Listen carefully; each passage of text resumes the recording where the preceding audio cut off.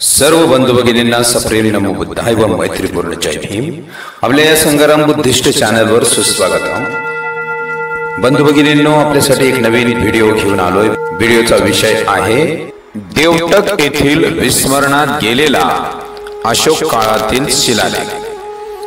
Joseph David Beglar यांनी 1873 मध्ये देवटक शिलालेख शोधला होता।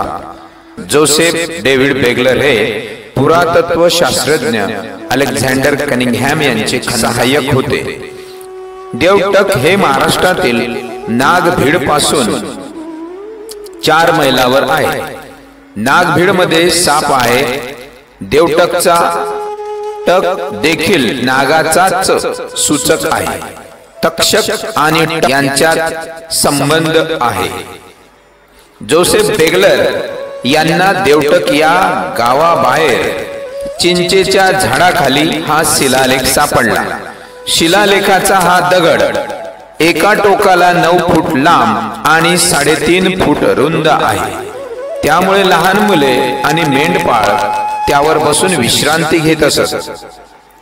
देवटक शिलालेखाचे दृश्य प्रत कनिंगहॅमने भारतीय पुरातत्व सर्वेक्षण अहवाल प्रत 7 भागात प्रकाशित केली होती। तर व्ही मिराशी यांनी 1936 मध्ये देवटक येथे जाऊन मुद्रा उमटवून वर्तमानपत्रातून प्रकाशित केल्या होत्या आणि शिलालेखाच्या शोधानंतर सुमारे 64 वर्षांनी सुब्बाराव यांनी त्याचे संपादन केले। तसेच 1937 मध्ये नागपूरच्या केंद्रीय संग्रहालयात त्याचे जतन केले।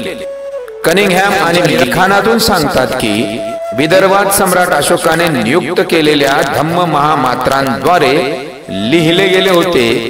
हा शिलालेख राज्याभिषेकाच्या 14व्या वर्षाचा आहे।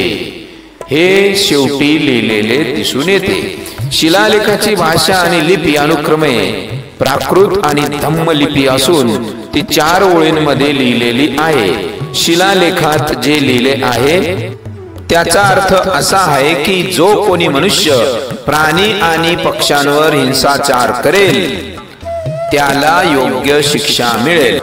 महाराष्ट्राच्या विदर्भावर सम्राट अशोकाचे राज्य होते आणि हा विदर्भ प्रदेशातील सर्वात जुना शिलालेख आहे।